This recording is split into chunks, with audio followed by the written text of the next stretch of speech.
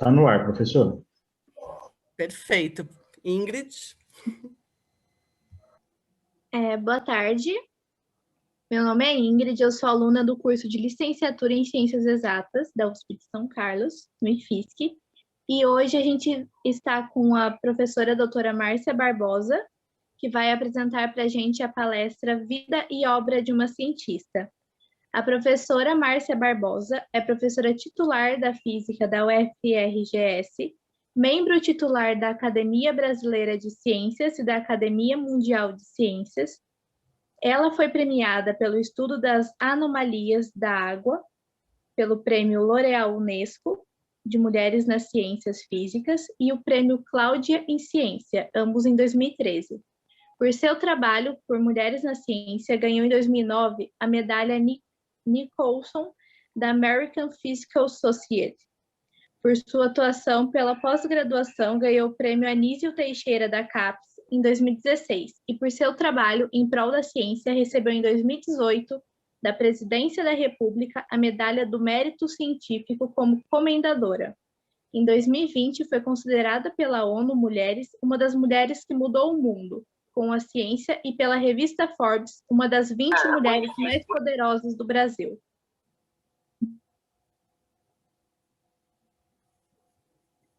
Agora eu passo a palavra para a professora Márcia para iniciar a palestra. Espero que vocês estejam vendo os meus slides. E é bem difícil falar dessa mistura de falar da vida da gente, do que a gente fez, do que a gente não fez e da história. Mas vamos lá. A primeira coisa é que sempre que a gente vê fotos de cientistas, eles estão velhos, né? Cabelo branco, assim, uma coisa assim. E eu vou dizer uma coisa surpreendente. Cientistas nascem, gente. Na verdade, eu nasci no Rio de Janeiro, e ali está uma linda foto da praia de Ipanema. E aí, muito jovem, eu me mudei para o Rio Grande do Sul. E vocês acreditem, se quiser, nós também temos uma praia de Ipanema que está desenhada ali abaixo. Então, eu saí de uma Ipanema para outra Ipanema, no momento crítico da história do Brasil, que foi em março de 64, e meu pai era um militar. Então, assim, já nasci numa coisa meio conturbada. Então, eu cresci nesse ambiente, que é uma vila militar, né? Aprendendo um certo lado da história, mas sempre instigando sobre onde estão as evidências de que vocês estão certos, sempre procurando já meio detetive desde a infância para achar qual é o lado, qual é a versão que a gente está vendo. Tive uma infância em que eu fiz todas as aventuras que não são online, subi em árvore, saí para fazer piquenique com as amigas, a gente tinha soltei pipa ou pandorga, se vocês, dependendo da região do país, então todas essas aventuras que as crianças fazem. Eu estudei em uma escola, meu pai era um militar, era um sargento da aeronáutica, então não era um salário alto, então a gente estudou numa escola pública, num colégio, que aí tem uma foto embaixo da época que eu era estudante, uma foto atual deste colégio. A gente, nos intervalos das aulas, carregava tijolo para essas diferentes obras do colégio. E exercitava essa coisa de explorar o universo que nos envolvia. Eu nunca vou esquecer que eu gostava muito de soltar pipa e desenvolvi a primeira pipa que podia soltar na chuva, o que é meio perigoso por causa dos trovões. Fiz ela toda plástica, de um papel plástico bem fininho, escolhi o papel plástico mais fininho e era bem orgulhosa. Todo mundo tinha que parar de soltar pipa quando começava a chuviscar e eu podia continuar lá soltando pipa. Entro na universidade e quando eu entro na universidade eu descubro algo muito interessante. Eu descubro que eu sou mulher. Porque eu vou fazer o curso de física, que era um curso que eu queria muito fazer, eu queria descobrir, eu queria fazer mais pipas, eu queria fazer mais experimentos, e entro em sala de aula e não vejo outras mulheres. Eram 8 meninas em 80 alunos. Num momento bem interessante da história do Brasil, em que nós tínhamos muitas manifestações pelo movimento de voltar a democratizar o país pelas diretas já, e ao mesmo tempo cresciam empresas de cunho nacional e dava uma esperança da gente conseguir se desenvolver. Então, era um misto de coisas. Eu era muito ativa, não só como estudante, mas politicamente, e confrontava aquela teoria de que ou tu é bom aluno ou tu vai fazer política, as duas coisas não pode fazer. E confrontava isso sendo presidente do diretório acadêmico, participando em comissões e comitês, lutando para a gente ter representação discente, que na época não era óbvio que os discentes podiam ter representação, ao mesmo tempo que estudava quântica, cálculo, todas as disciplinas, e dizia, tudo é viável a gente fazer todas essas coisas, e elas nos permitem ter uma visão de mundo mais ampla. Aqui em cima está uma fotinho das meninas da minha turma, a gente estudando cálculo e olhando o livro do Halliday para resolver com cálculo algumas questões do Halliday, e embaixo uma foto nossa, vocês já devem ter aqui os anos se passaram, e elas se tornaram profissionais de muito sucesso, mas terminaram indo para outras áreas, não ficaram na física, porque na física tem esse efeito tesoura, que é o percentual de mulheres decresce à medida que tu vais avançando na carreira. Tá? Eu sempre digo, qualquer corrida, qualquer coisa na nossa carreira começa com um primeiro passo, né? E na pesquisa, esse primeiro passo ocorre na iniciação científica, depois no mestrado e no doutorado. E na época em que eu entrei para o meu mestrado, eu decidi olhar uma coisa que era um tema de pesquisa que na época era bem fronteira, que era grupo de renormalização sobre transições de fase. Como é que uma coisa muda para outra coisa? E, em particular, eu estava interessada com esse material aí, que é o titanato de estrôncio, que faz uma coisa muito bizarra. Normalmente, sistemas cristalinos, aí está uma estrutura cristalina dele, mudam para outra estrutura cristalina numa transição abrupta. Tá? Mas esse material é sacana.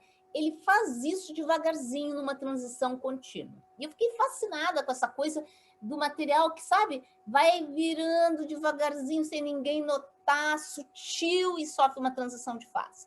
E analisei usando essa ferramenta, que era uma novidade na época, que é de renormalização, essa transição de fase que dava origens a muitas de estruturas, e se tu tensionasse ele na diagonal, ele fazia umas outras estruturas todas contínuas, todas ele desse jeito subrepetício de fazer uma transição de fase. Ano mais tarde, esse material, muito interessante, se tornou um material supercondutor, ou seja, essa capacidade dele de fazer coisas, de transições contínuas, tinha utilidades muito além do que eu tinha observado.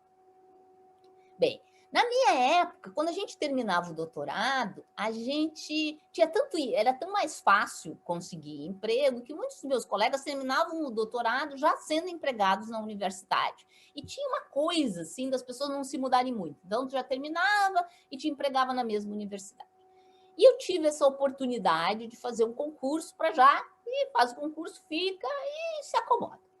Mas eu queria muito experimentar experiências fora do Brasil, ainda numa idade bastante jovem. Se eu me empregasse, eu ia ter que esperar até poder sair. Então, não fiz, né? Não fiz os concursos, também tinham algumas oportunidades das empresas emergentes no Rio Grande do Sul, não quis ir para essa área, não quis ir, começava a surgir a área computacional também no Rio Grande do Sul, não quis fazer isso. Ao invés disso, fui para o risco. Fui fazer pós-doutorado. Pós-doutorado, todo mundo gosta de dizer, é o título de pós-doc. Pós-doc não é título, é subemprego mesmo, gente. A gente termina o doutorado, aceita uma miséria de pagamento e vai trabalhar quase por nada, já sendo doutor, no outro lugar, mas tu ganhas uma experiência muito interessante quando consegue um pós-doc num grupo bom. Então, tive uma oportunidade de ir para esse grupo nos Estados Unidos, que tinha um cara que era o cara que tinha inventado o grupo de renormalização, que é essa área que eu estava interessada em olhar, e vamos lá. Chegando lá, a primeira coisa que eu noto, eu continuo sendo a única mulher na sala. É aqui, já mais velhinha, né, do que nas outras fotos. Estou eu aqui, um monte de carinhas, só eles são mais clarinhos, loirinho. E lá eu me desafiei a olhar um problema um pouco mais aplicado do que essa transição bonita do titanato de estrôncio torcendo. Era uma época que tinha muita falta de petróleo, o preço do petróleo estava altíssimo, por uma daquelas crises políticas, e a indústria americana estava muito interessada em maneiras de tirar petróleo de rocha de uma maneira eficiente. E a pergunta era, quão pouco do material que tira o petróleo de rocha eu posso colocar para depois ter o petróleo separado. Então, quando tu extrai petróleo, tu joga água quente, junto se colocava um detergentezinho, que nem esse da gente lavar louça, e aí eu quero tirar essa água e esse petróleo e esse detergente com o mínimo de detergente possível, porque detergente é caro. E isso requer fazer uma coisa que chama diagrama de fases, que é olhar as fases que óleo, água e detergente formam, e foi isso que eu trabalhei utilizando técnicas de grupo de renormalização, algumas técnicas engenhosas, a gente conseguiu construir o diagrama de fases dessa mistura aí durante esse período que eu estava no pós-doutorado nos Estados Unidos, tá? Mas aí eu queria voltar para o Brasil, afinal, o povo brasileiro tinha pago meu ensino fundamental, meu ensino médio, minha graduação, minha pós-graduação, eu tenho que pagar essa conta de volta, né? Até hoje eu estou pagando essa dívida com o povo brasileiro. Então, volto para o Brasil, faço um concurso e entro para a Universidade Federal do Rio Grande do Sul. Naquela época, era muito comum que os grupos que tinham financiamento da FINEP, grandes grupos com grandes lideranças, tu entrasse, mesmo sendo docente, entrasse nesses grupos e ficasse lá de boas esperando que o chefe do grupo, ou a chefe do grupo, se aposentasse para tu assumir essa liderança. Eu não estava lá muito disposta a esperar essa coisa hierárquica, tá? Primeiro porque eu era uma mulher, vindo da escola pública, então assim, a chance de eu ser a selecionada para ser iluminada que vai assumir a chefia era muito baixa. Então eu resolvi, já muito jovem, formar meu próprio grupo de pesquisa, o que, vou dizer para vocês, tem seus custos, não só porque tu tem que pedir dinheiro, mas porque os chefes ficam meio irritados com aquela mulher fazendo essa confusão toda. Mas tudo bem, começo o meu grupo de pesquisa, e aí está a foto do meu primeiro grupo de pesquisa. Estou eu, um colaborador que estava chegando como pós-doc, mais 2 alunos de doutorado, e o meu pós-doc brasileiro, que é o Mário Tamashiro, que hoje é professor lá na Unicamp. Os 2 estudantes de doutorado hoje são professores da UFPEL, e o colaborador, esse que estava recém chegando do exterior, é hoje em dia professor da UFRGS. E o que a gente resolveu estudar? A gente disse, nossa, vamos pegar essa ideia da água, óleo e detergente e vamos tentar pensar como é que eu posso fazer com que um DNA, tá? Que é uma coisa com carga, se eu envolver ele com algum detergente com carga, como é que eu posso fazer esse DNA entrar numa membrana celular que tem carga? Então, o DNA é negativo, a membrana é negativa, eles repelem, mas a nossa teoria era colocar uma espécie de detergente, que é um surfactante, para fazer ele entrar. E a gente fez as contas, tudo analítico, e conseguimos demonstrar que era possível isso acontecer com bem pouquinho. O truque era bem pouquinho desse detergente. De novo, a mesma ideia que vinha lá de trás da estação do petróleo. E esse desenho aí embaixo, onde tem essas zonas escuras, mostram que quando tu tenta fazer isso num tecido biológico, realmente a ideia que a gente tinha tido funciona, e que foi muito interessante, porque o pessoal da virologia ficou interessado nessa ideia, nessa área de pesquisa. Vocês veem como a ciência a gente vai passando uma coisa para outra coisa, mas coisas que usam ou dialogam em termos de técnica ou as ideias que a gente tem. Bem, aí eu vou me tornando uma pesquisadora, o grupo vai crescendo e a gente vai se preocupando com outras coisas além do trabalho de pesquisa, tá? O trabalho ia evoluindo, a gente começou a trabalhar com proteína, com DNA, e o que acontece, se separa ou não separa em fases, quando eu tenho um monte deles carregados. Mas, ao mesmo tempo, eu comecei a me dar conta que não era só eu que tinha entrado no curso de física e não tinha nenhuma outra mulher, que depois ia para o exterior e não tinha outra mulher. Lá atrás, na história da física, quando tinham as primeiras pesquisadoras, elas também eram, como nessa foto da Marie Curie, a única mulher na sala. E que isso não anda melhorando muito. Aqui é uma outra foto da mesma conferência, que é uma conferência de Solvay, de 2011, onde mostra que tem 2 mulheres na sala. Que quanto mais sobe na carreira, o percentual de mulheres diminui. Como eu estava invocada com essas coisas, isso chamou a atenção da Sociedade Brasileira de Física, que quando teve que indicar alguém para um comitê da União Internacional de Física, a União Internacional de Física é assim, tem as sociedades de física, elas se juntam e formam uma União Internacional. E a União Internacional, em 1999, se deu conta que tinha pouca mulher na física. E o que a gente vai fazer? A gente vai formar um grupo de trabalho para estudar por que tem pouca mulher na física. E aí convidaram para as sociedades indicar, algumas sociedades indicar pessoas, e eu fui indicada pela Sociedade Brasileira de Física, e essa fotinha em cima é esse grupo de trabalho com pessoas de diversas partes do mundo, Mas pessoas mega importantes, tanto que essa foto é feita na frente da Casa Branca, numa visita que a gente ganhou, porque uma das pessoas era assessora especial do Clinton, que era presidente da época, e a gente visitou toda a Casa Branca, aquela parte subterrânea, onde tem aquelas coisas meio militares. E o que a gente resolveu fazer? Em vez de fazer um estudo, a gente resolveu fazer uma revolução que é bem mais divertida. Tá? Eu me tornei coordenadora desse comitê e a gente resolveu que faria um evento que uniria mulheres da física de todo o mundo. Então, o meu trabalho era encontrar mulheres na física de tudo que é país. Uzbequistão, Ucrânia, tudo que é país que vocês podem imaginar. E o trabalho das minhas amiguinhas poderosas era juntar dinheiro para pagar essas mulheres para vir. Então, todas essas outras mulheres do grupo eram poderosas. Eu não era poderosa, mas elas eram poderosas, elas conseguiram dinheiro e nós conseguimos organizar esse evento com 65 países representados. Tá?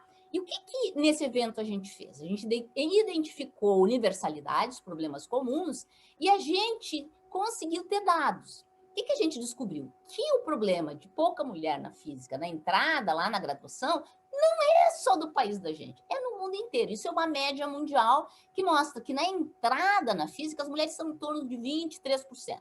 Quando chega no mestrado e doutorado, baixa para 18%, e quando chega no mundo profissional, chega a 13%, que é mais ou menos o percentual do Brasil.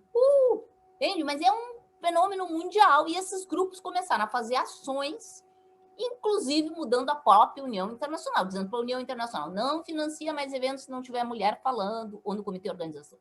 Tem que ter mulher nos comitês. Começou assim, desenvolver políticas, e a cada 3 anos, esses grupos, esses times, essas pequenas células terroristas se juntam e trocam experiências até hoje. Tá? Então, essa coisa gerou frutos. Daí, começamos no Brasil a também falar sobre o assunto, com uma parceria maravilhosa, com uma pessoa incrível, que chama-se Elisa Baggio Saitovic, do CBPF. Começamos a organizar eventos com essa temática de mulher e ciência. Fizemos o 2º evento da União Internacional, e em cada evento a gente trazia pessoas da área política para desenvolver políticas públicas.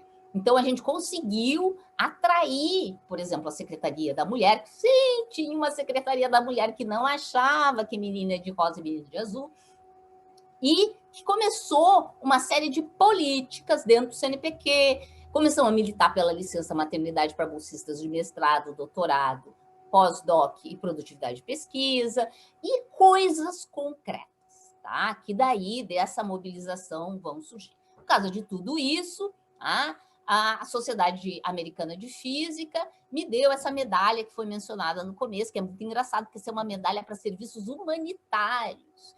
E sempre era dada para o pessoal lá do Hemisfério Norte que vinha aqui para a América Latina ou para a África para ajudar os índios aqui a ter algum conhecimento, e dessa vez foi a Índia, e fui eu que ganhei a medalha porque estava ajudando todo mundo, todas as mulheres em geral, mas particularmente a do Hemisfério Norte, a ganharem mais financiamento, etc.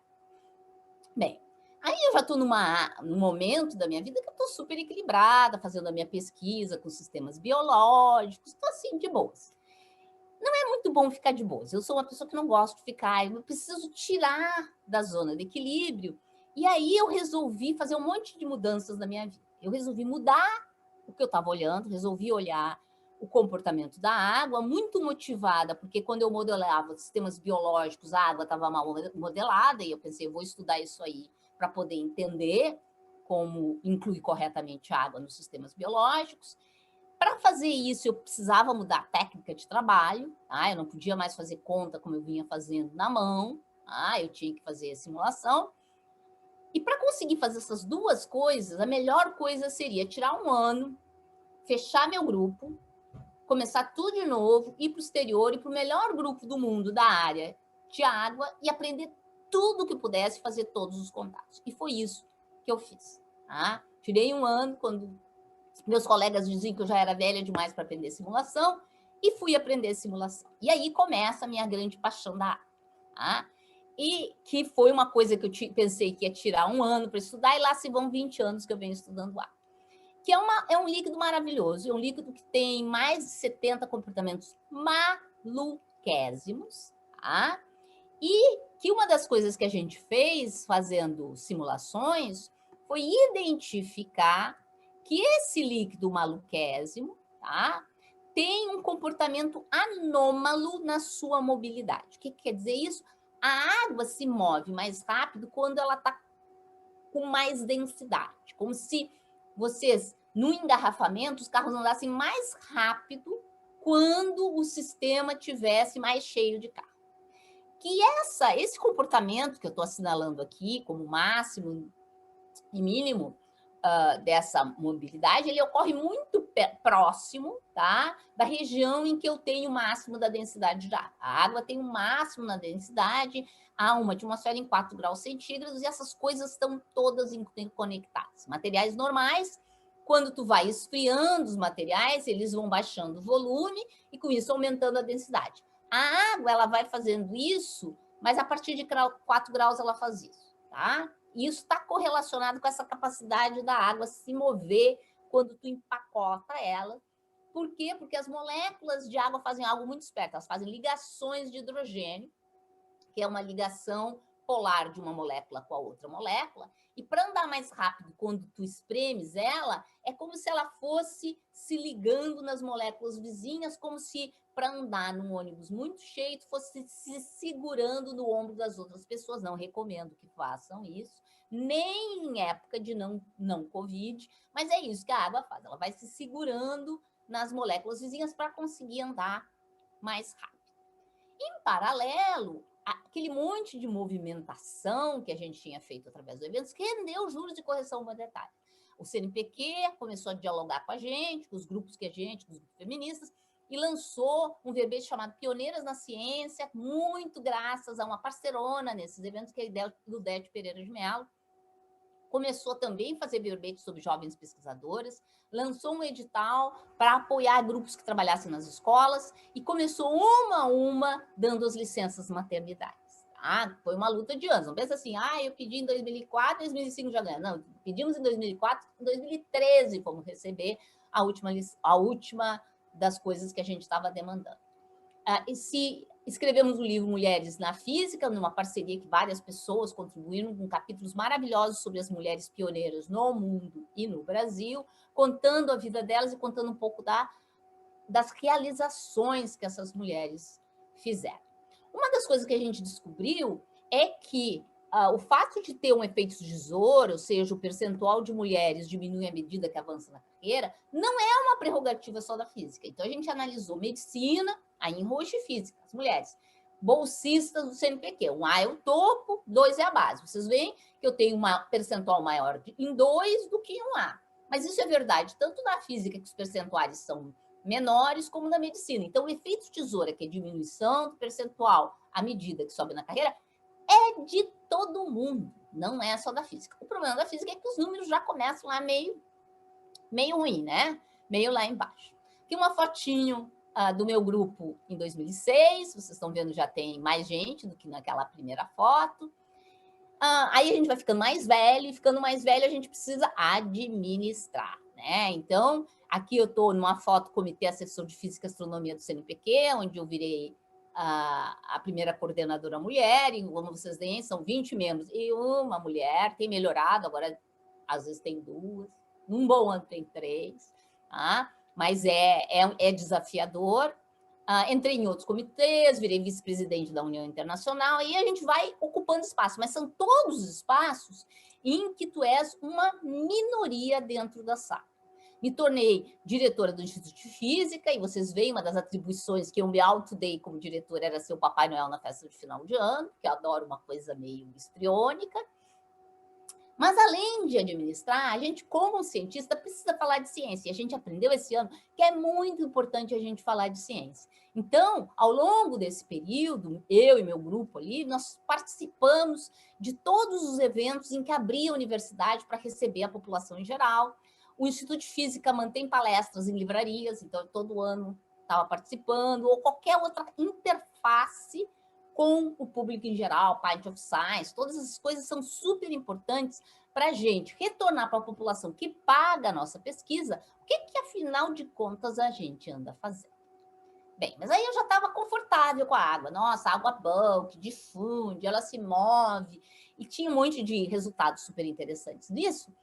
E eu disse, vamos olhar outras coisas, também a ver com a água, mas agora num ambiente mais restritivo.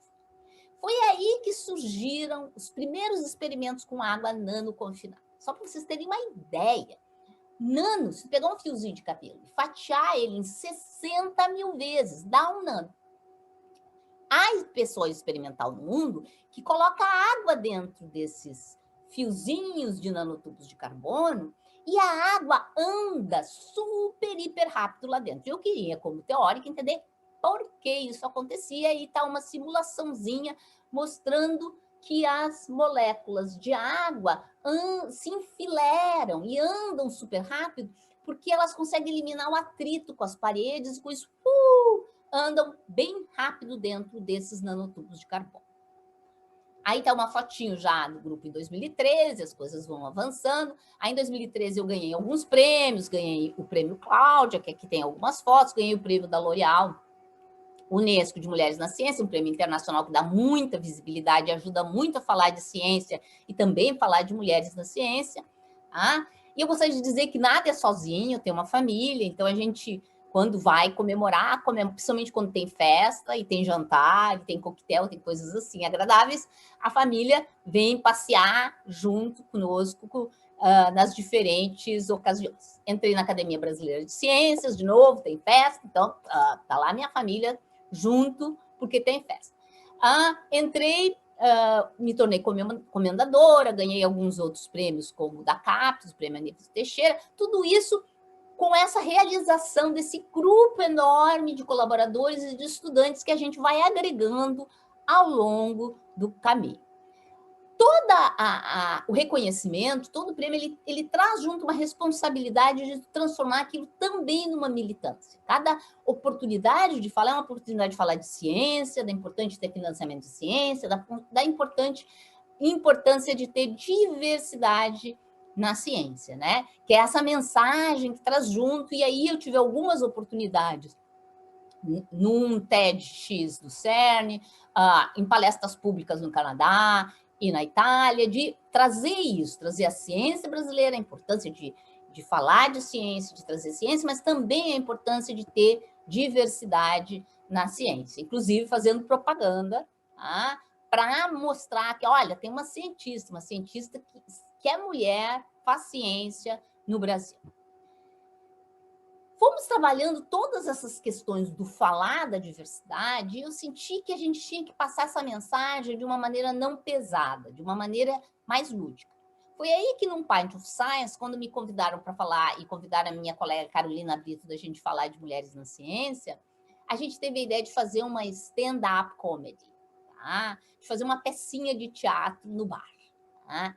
E surgiu a história de Carlota, ou outro nome que a gente dá, a ciência como ela é, ou quando a gente apresenta em inglês, The Inconvenient Woman, uma peça, em que a gente conta os desafios de ser mulher na ciência com micro-sketches de uma menina desde a infância até se tornar uma pesquisadora, todos os desafios que ela enfrenta utilizando experiências pessoais minha e da Carolina. A Carolina faz o papel da Carlota, que é essa menina que depois se torna uma adulta, e eu faço os demais papéis, o que é profundamente divertido, porque eu sou a mãe, eu sou professora, eu uso uma máscara, eu sou o colega de sala que usa essa barba, que mostra esses eventos de uma maneira jocosa, mas de coisas que realmente aconteceram. Tá? E a gente apresenta ou em eventos que a gente vai juntas, ou em algumas outras oportunidades, como foi na questão, já apresentamos 2 vezes no Pint of Science. Daí surgiu a oportunidade, através do edital da Sarrapilheira, da gente transformar a saga de Carlota, que era uma peça de teatro, em uma podfiction. Tá? Para a gente da minha geração, e aí vocês já veem que eu sou meio idosa, nem sei o que é podfiction. Para mim é uma radionovela mesmo. Então, aí eu, Carolina, Jefferson Arezon, Cristina Bonorino e Ricardo Severo escrevemos essa história e, claro, a gente queria muito fazer os papéis, mas aí o Ricardo Severo, que é do meio artístico, disse, não, vocês não são, vocês são excelentes cientistas, mas não são atrizes.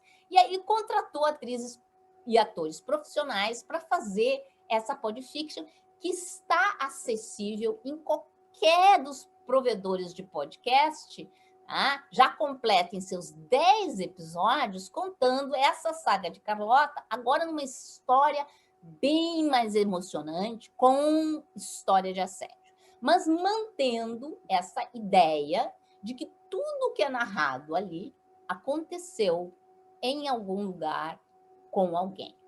E junto a gente tem uma página referenciada com todos os dados estatísticas sobre mulheres na ciência e os eventos que a gente narra ali, desde ter assédio sexual, assédio moral, sobre as questões de inteligência, oportunidade, todas as coisas estão referenciadas. Então, é uma podfiction com referencial teórico, tá? Se vocês podem dizer assim. Então, é uma oportunidade para educar de uma forma lúdica as pessoas sobre essa questão da diversidade. Junto com isso, claro, a gente tem toda uma mobilização em prol de ter mais financiamento para a ciência ao longo dos anos, não importa em que idade, nunca é tarde para sair na rua, desde a graduação até a velhice. Vou ter que, em algum momento, eu acho que eu vou estar em cadeira de roda saindo em manifestação, mas é importante lutar se a gente quer mais financiamento para a ciência, quer mais democracia, quer mais naquilo que a gente acredita, a gente tem que brigar mesmo. O que vem agora, o que vem depois, e vocês, eu não me considero ainda no final dessa jornada. Então, atualmente, o meu grupo de pesquisa pegou aquela ideia do fluxo nanométrico para fazer furinhos nanométricos em folhas de diferentes materiais para fazer dessalinização. Aí, nessa fotografia, o cinza é água e as bolinhas coloridas são sal. E a gente está mostrando que se eu fizer furos nanométricos em folhas de alguns materiais, e nesse caso aí de sulfeto de molibdênio, a gente consegue um processo muito mais econômico de dessalinização. E hoje em dia a gente desenvolve essa metodologia com outras metodologias de captura de água do ar a partir de brincadeiras com hidrofóbico e hidrofílico em estruturas que são nanocores. Então, o nosso grupo está se movendo muito rapidamente para pensar em processos em que use as anomalias da água, as maluquices da água, para a produção de água potável a um custo mais baixo. Tá? Outro exemplo aí é a transformação de vapor da água, aí ilustrado em cor-de-rosa, através de tubos que são muito hidrofílicos. Hidrofílico quer dizer ama tanto a água que transforma vapor de água em água, exatamente como esse besouro da Namíbia faz. E com isso consegue produção a partir do vapor de água, por produção de água limpa. Na parte de mobilização de mulheres, começamos uma parceria muito interessante com um movimento de mulheres na África e no mundo árabe, e trouxemos no comecinho do ano passado, logo antes de eclodir a pandemia no Brasil, o evento que é Mulheres na Ciência Sem Fronteiras, em que a gente estabelece um diálogo que vai muito além do que a gente está acostumado no mundo ocidental. A gente tem trabalhado numa pesquisa sobre assédio moral e sexual, fizemos um questionário aqui na URGS, onde mostramos que dos respondentes, 50% das pessoas já tinham sofrido assédio moral e 10% assédio sexual. E esse trabalho está se transformando numa militância nacional em prol de construir códigos de conduta nos institutos, instituições e organizações, e neste momento a Academia Brasileira de Ciências está construindo o seu código de conduta.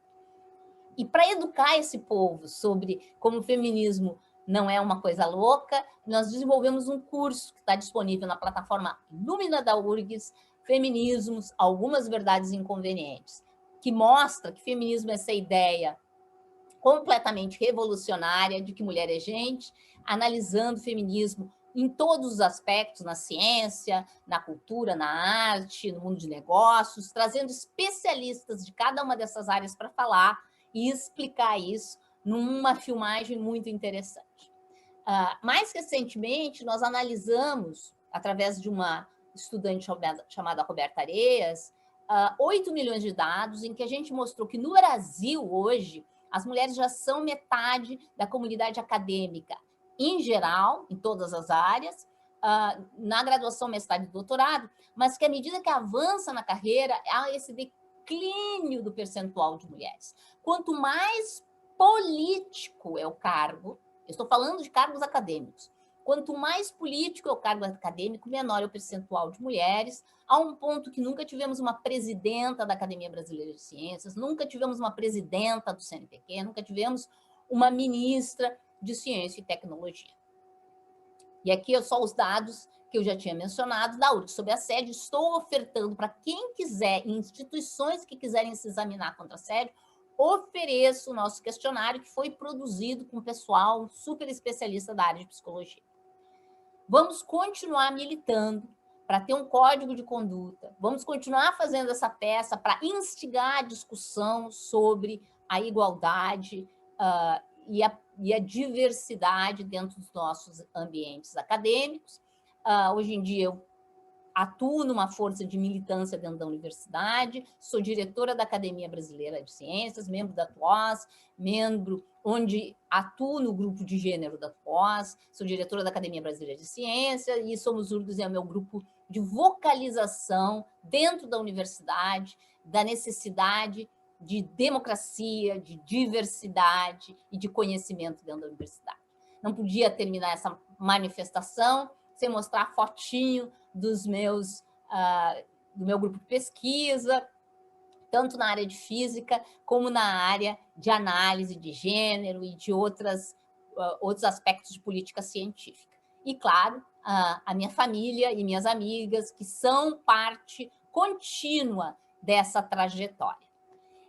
Se vocês acham que nós estamos vivendo um momento muito complexo da vida brasileira, lembro que eu vivi um momento muito complexo, que era a ditadura militar. E a gente conseguiu se manifestar, vocalizar, se organizou, sem ter internet, sem ter WhatsApp, sem ter Skype, sem ter telefone, gente. A gente se organizou e a gente conseguiu democratizar esse país. Porque para nós não tinha tristeza. Luto, para mim, é verbo. Obrigada.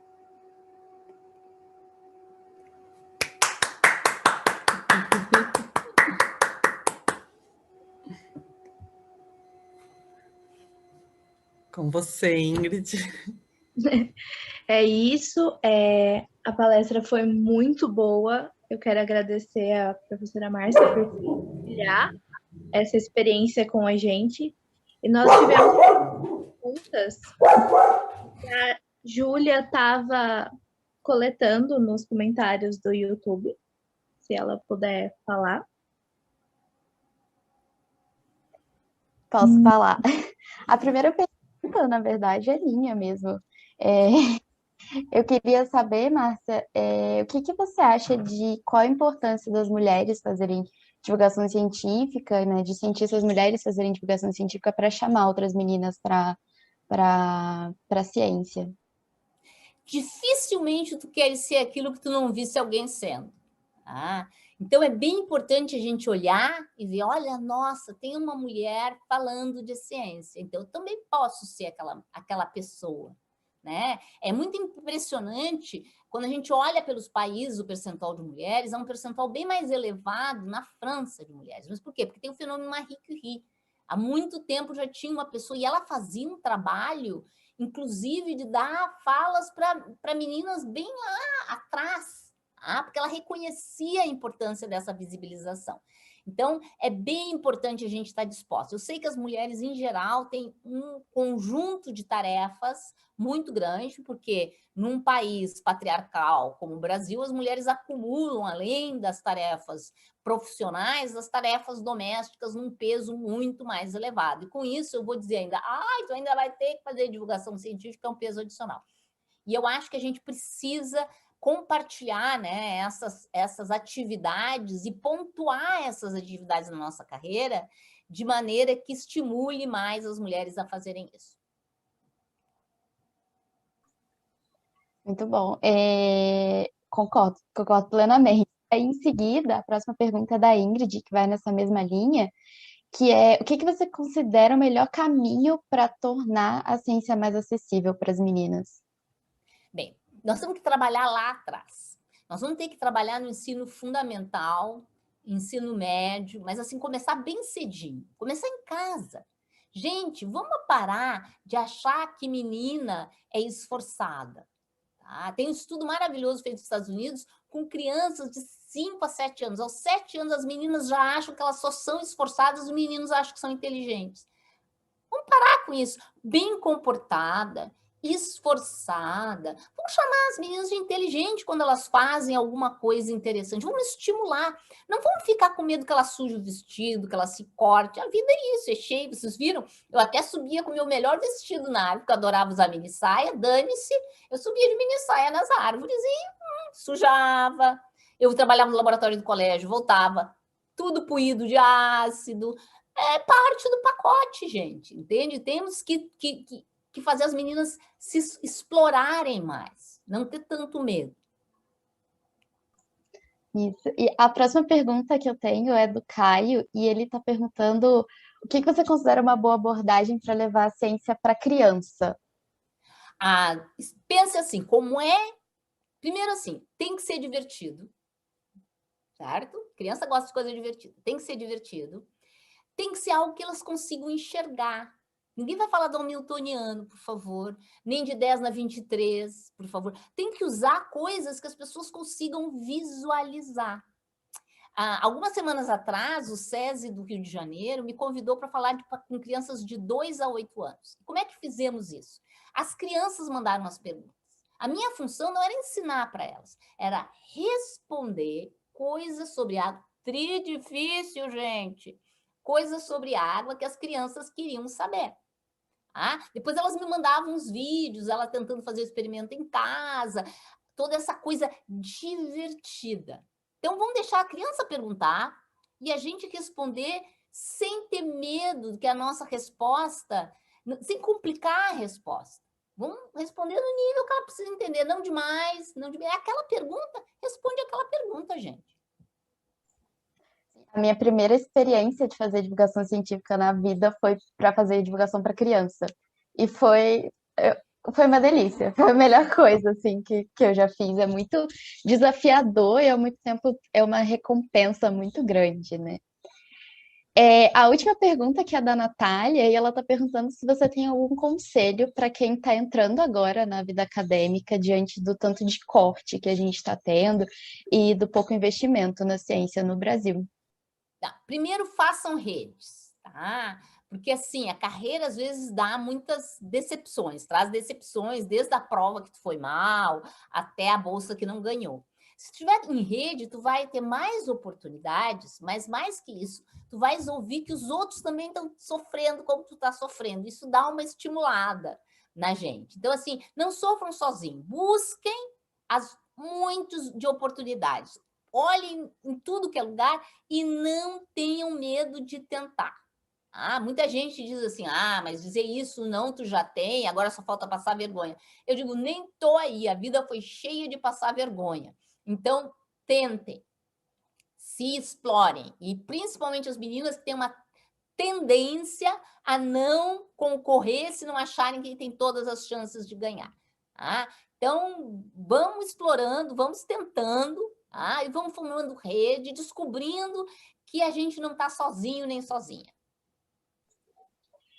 Tudo certo. Então tá bem. Eu vou pegar esse conselho para mim também, porque eu estou no começo ainda da minha vida científica. Márcia, muito obrigada. Tem mais uma pergunta aqui, ó. Muito obrigada pela apresentação. Gostaria de saber um pouco mais sobre como é que você consegue conciliar essa luta política com a vida acadêmica e tendo uma certa dificuldade para manter as duas ao mesmo tempo. Pergunta do Matheus, que está aqui com a gente no Zoom. Precisa ser muito organizado.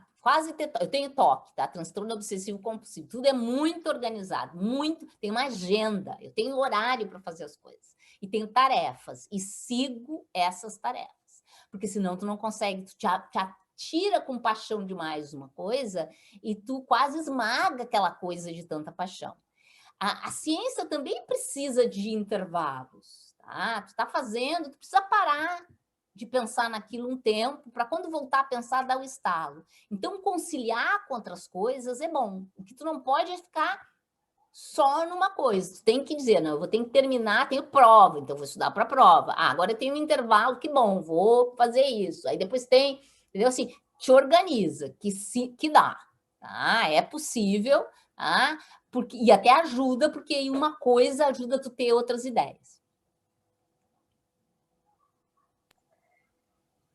Agradecer de novo pela sua participação aqui com a gente. Acho que foi muito bom para todo mundo, foi uma palestra ótima. E queria passar a palavra, ver se tem mais alguém que quer falar alguma coisa. Acho que a Natália está pedindo, levantando a mão, professora Tereza. Muito obrigada, Márcia. Se a Natália quiser ir antes. Oi, Tereza, pode falar? Eu vou na sequência. Na verdade, eu queria falar... Bom, eu estou numa reunião e estava ouvindo, mas eu ouvi, né, vi os slides, eu achei incrível, muito obrigada. Eu acho que é muito difícil você fazer como você fez, que ao mesmo tempo você deu um panorama da sua pesquisa, né, do objeto de pesquisa, e da carreira, como que ela é, das fases, das motivações, especialmente, enfim, eu acho que para quem está assistindo não tem como adoçar a pílula, é uma carreira difícil, óbvio, né? Mas entre as coisas que eu achei muito legais, e são coisas que depois você só vai saber para elas, ainda não está na hora de pensar nisso, mas para saber que lá na frente é uma carreira que você consegue se reinventar, né? Como você mostrou aí, é espantoso e faz parte da própria carreira. Então, por exemplo, isso, depois de anos, depois de ter uma linha de pesquisa e tal, você pode fazer um pós-doc, que na verdade é um sabático, né? um afastamento em diversos formatos, mas que você realmente começa do zero, você vai aprender uma coisa nova e é legal, você já está na fase que você é uma professora, que você tem, né, uma certa tranquilidade, ou até um grupo e tal, e vai aprender uma coisa nova para trazer, e essa experiência assim, não só é boa para a ciência, é boa para o seu departamento, para os seus alunos, mas é bom para você como pessoa. De repente, quem você falou, voltar a ser pós-doc, então, de repente, eu tenho também uma história parecida, que você vai numa fase, né, sei lá, que eu já era professora, que eu já tinha os alunos, que eu já tinha minha filha, que eu já tinha, né, e você vai, assim, praticamente ser de novo aluna de doutorado, aprender uma coisa nova, num país novo e tal. Então, tem coisa muito ruim, é ruim, mas é bom, é isso que eu ia falar. E isso eu acho que é uma coisa que para todos, né, nós, mas, em particular, essa coisa da representatividade, eu não posso deixar de falar. Eu não sei para as meninas, né? E acho que está sendo muito legal essa experiência da plataforma. A plataforma, inclusive, é um nome escolhido por elas, né? Porque tem vários níveis de entrosamento e elas têm feito atividades para incluir, aconselhar as calouras, e cada geração vai se beneficiando de quem veio antes, e é assim que é, ainda bem. Eu acho que a gente também dentro, né, sei lá, da SBF, né? Eu não sei se você falou, eu imaginei que você falou alguma coisa de ministra e tal, mas tem uma presidenta, né, da SBF agora e tal. Então, essas coisas evoluíram muito e é impossível pensar na evolução e não tem aí, é uma pessoa que, obviamente, ainda está se reinventando, ainda está fazendo, sem a professora Márcia, né? Eu acho que o CNPq se divide em duas fases, antes da Márcia Barbosa e depois da Márcia. Todo mundo sabe disso, né? Eu acho isso assim uma coisa dá gosto de ver, é uma coisa linda, mas também eu acho, é uma coisa que eu já acho que até te perguntei uma vez numa palestra, mas e que é legal, acho que para quem está ouvindo também. Eu queria saber se essa desenvoltura, né? Tudo isso que você traz para a gente, que é obrigada, onde que isso também tem a ver com o fato, e eu tenho essa percepção, acho que eu já tinha te perguntado, a URGS tem exemplos, né, de professoras até de gerações bem antigas, e não é só isso, mas é uma coisa que eu falo muito para elas, porque de repente você fala, não, tem que ter uma mulher, porque tem que ter um toque feminino, tem que ter não sei o quê, eu tenho que ter uma pessoa que usa mini saia. Eu acho que é importante mostrar que tem 1000 tipos de mulheres, né? Então, vai ter uma mulher que é do seu jeito, então, às vezes, você não vai se reconhecer, não é porque não tinha nenhuma mulher, é porque não tinha nenhuma mulher como você. Então, não é só suficiente, né, que não tenha uma mulher só por sala, mas tem que ter muitas e de muitos tipos diferentes. E eu acho muito legal, né? E aí você olha e fala assim, nossa, tem uma coisa que está num nível mais à frente, já está bem mais desenvolvido. Eu sempre tive essa impressão de ver, tem mais astrônomas e tem, né, a professora Vitória, né, da física nuclear, a URGS, tem uns exemplos, né? Você mostrou aí a Carolina da mais nova geração e tal, como é que pode você ter uma professora que está ali fazendo uma peça de teatro? É muito inspirador. Então, onde que isso é uma... Eu não sei aí, né? Uma polinização cruzada aí, dado que a gente tem o pessoal da Biomol participando, e com outras mulheres da sua instituição. E por que isso criou uma pessoa tão mais à frente como você? É isso. Tá, eu acho que o ingrediente foi muito importante eu ter visto algumas mulheres, e mulheres bem diferentes. Assim, tinha Alice Maciel, que foi uma mulher que cresceu na carreira e era toda elegantezinha, mas que num determinado momento da vida decidiu, não, vou me aposentar para cuidar da família. Que foi uma opção.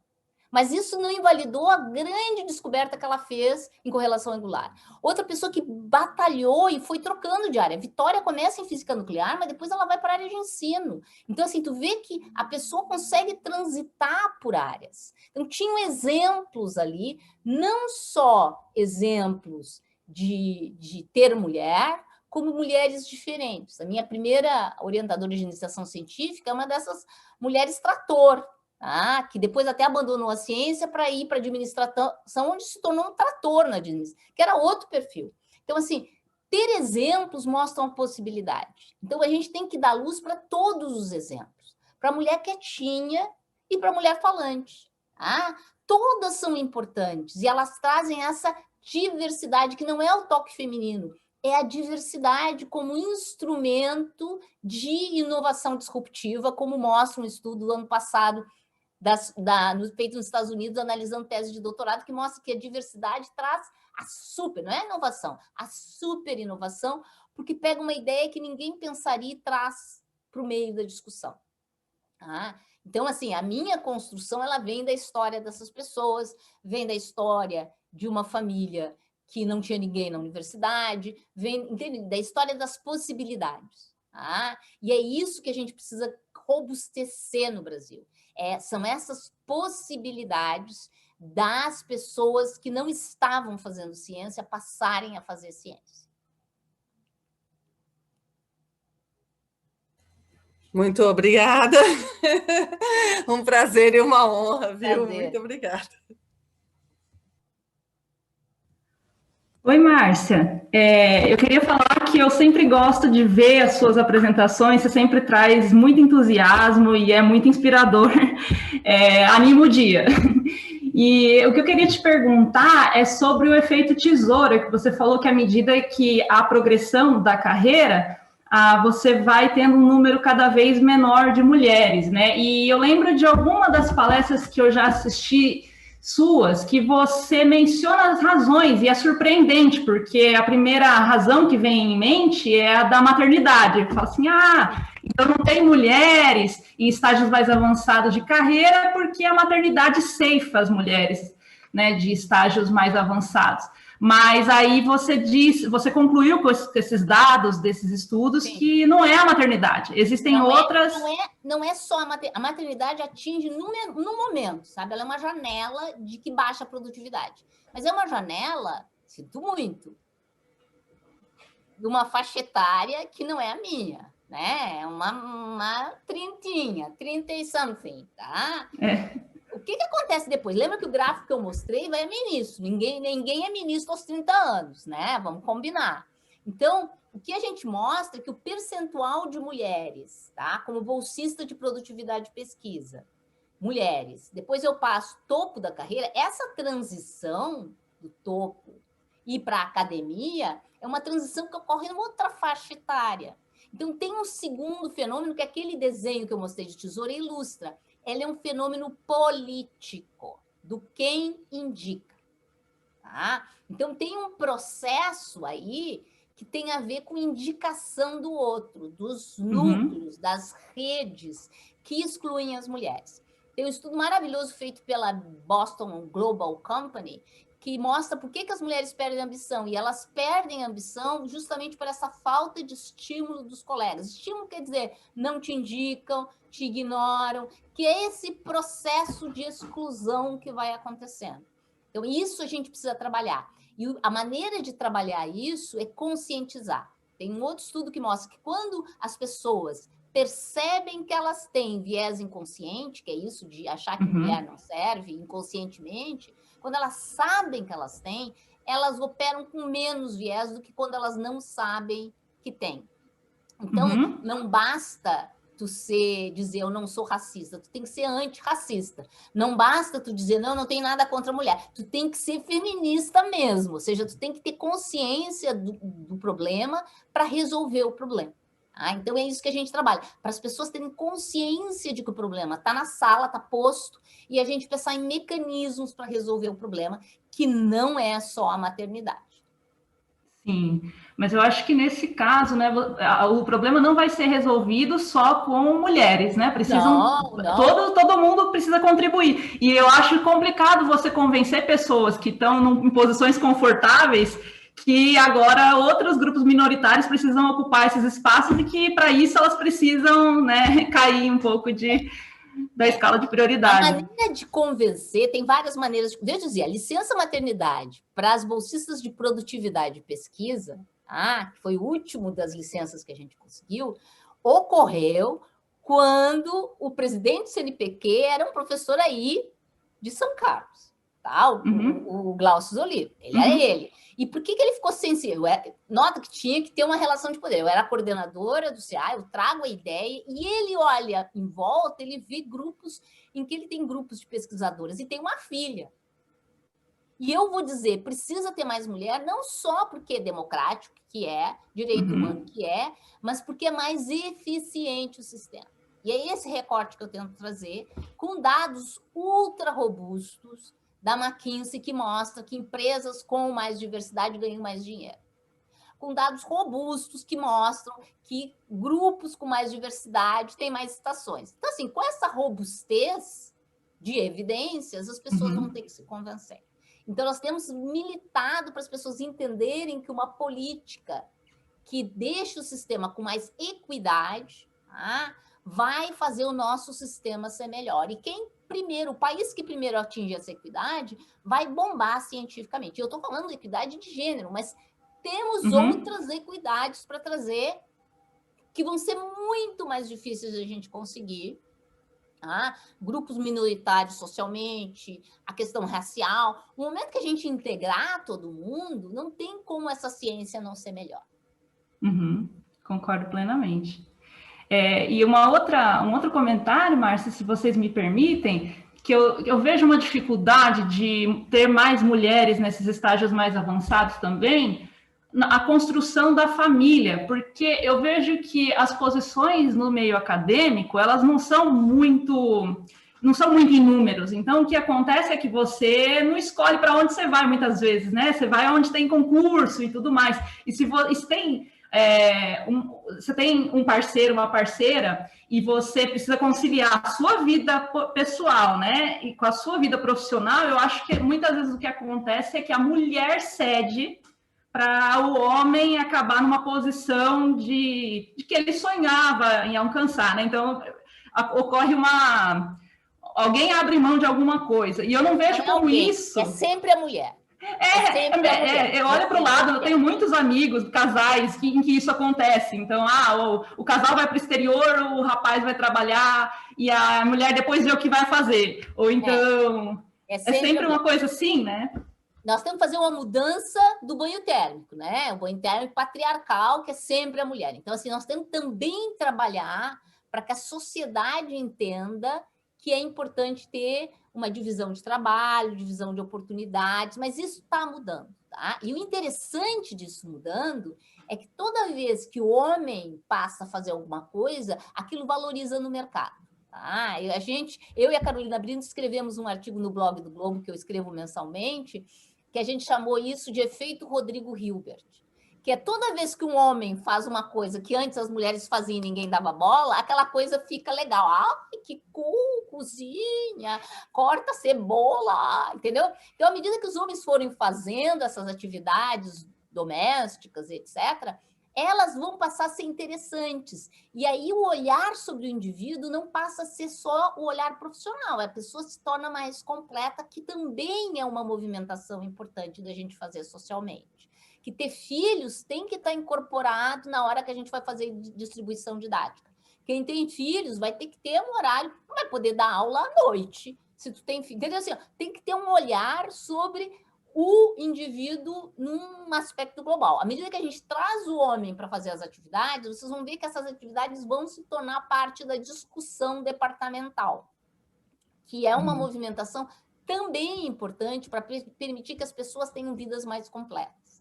Tá? Então, são camadas de discussões que a gente precisa ainda fazer, de políticas que precisam ainda ser feitas, mas que vão se estruturando. Deixa eu dizer aqui uma pequena propaganda. Algumas semanas atrás, a URGS desenvolveu novas regras para concurso. São regras que vão levar em conta a maternidade. São regras que vão levar em conta se alguém teve uma trajetória vinda de uma classe social, uma questão racial mais de baixo. Ou seja, a gente quer mesmo ter esses indivíduos ao ponto de mudar as regras de concurso para filho pontuar no Lattes. Uhum. Muito legal, muito interessante. Muito obrigada, Márcia.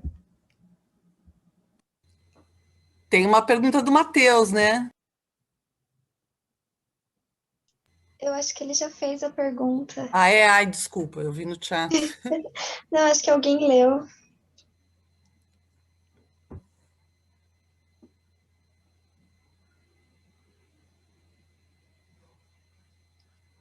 Lá no YouTube não tem mais nada, Júlia?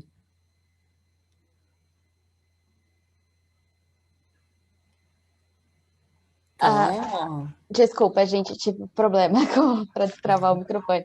Mas estão perguntando só as redes sociais da Márcia e parabenizando pela palestra.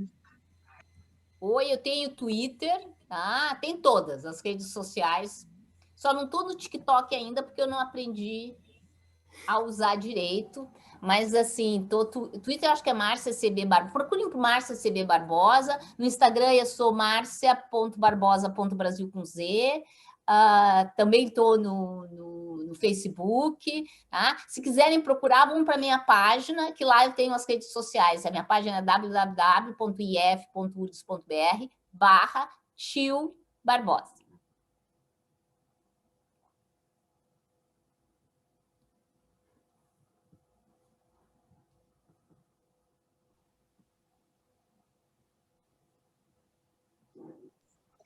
Muito obrigada de novo, professora Márcia, pela sua participação hoje. Acho que foi uma palestra muito boa para todo mundo, muito inspiradora para as calouras, para todo mundo que está, todo mundo, né? Acho que não só para as calouras. Sim, eu que agradeço e desejo a todos e todas um bom final de semana. Sextou, né, gente? E que cuidem-se. É isso. Eu gostaria de agradecer novamente a professora Márcia. Como você disse, a gente precisa de exemplos para se inspirar e decidir o que a gente quer ser nessa vida. E eu acho que com essa palestra você inspirou muitas meninas que puderam assistir ao vivo e outras que ainda vão assistir, que não puderam estar aqui ao vivo acompanhando com a gente, mas vai estar disponível no YouTube. Então, eu queria te agradecer por essa oportunidade. Foi muito inspirador para mim, inclusive. E é isso. Um bom final de semana. E que a gente possa ter outras oportunidades de terem mais eventos. Obrigada e bom fim para vocês. Obrigada a você. Vamos, a gente pode coisar, ó.